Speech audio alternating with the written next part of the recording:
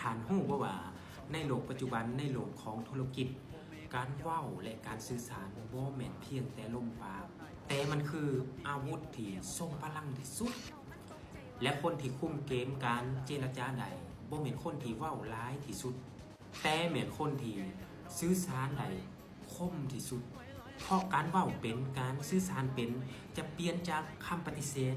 ให้กลายเป็นคำตกลงภายในพริบตาถ้าทานอยากได้อาวุธลับเหล่านี้ไปคุมเกมชีวิตหนังสือเล่มนี้ตอบโจทย์ทุกอย่างเพราะหนังสือเล่มนี้เป็นหนังสือสอนเกี่ยวกับการเว้าและการสื่อสารมันจะสอนให้เฮารู้ว่าเฮาควรเว้าแนวใดเพื่อให้อีกฝ่ายตอบตกลงควรเว้าแนวใดเพื่อให้เขาประทับใจในตัวเฮาทุกเทคนิคในการเว้าและการสื่อสารแม่นรวบรวมอยู่ในปึ้มเล่มนี้เลยศิลปะการเว้าและการนำเสนอต่อสาธารณะเพียงฐานเอาไปพัฒนามือละ 1% ฐานก็จะกลายเป็นคนที่เว้าได้โดยความมั่นใจและเว้ายังไปไผก็เสือสามารถสร้างชื่อได้อยู่ในใต้คอมเมนต์